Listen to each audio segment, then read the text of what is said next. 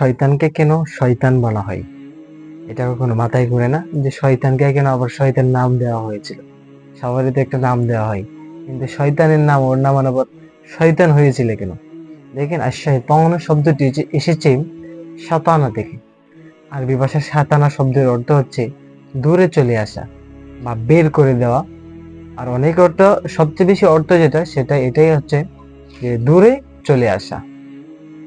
অনেক সময় অনেক এই অর্থ ব্যবহার হয়ে থাকে, অনেক দূরে চলে যায় যে জিনিস, যেমন হাবলুন মুমতাদ, লম্বা একটা রশিকেও হাবলুম মুমতাদ বা শতান বলা হয়। এই অর্থ অনেক সময় ব্যবহার করা হয়। ইমাম ইবনে কাসির রাহিমাহুল্লাহ তাফসীর ইবনে কাসিরে লিখেছেন যে শয়তানকে শয়তান নাম করার দুই তিনটা কারণ রয়েছে। তার মধ্যে একটা হচ্ছে তাকে আগুন থেকে বের করে আনা হয়েছে, তাকে আগুন থেকে দূরে সরিয়ে আনা হয়েছে, অর্থাৎ তাকে আগুন থেকে সৃষ্টি করা হয়েছে।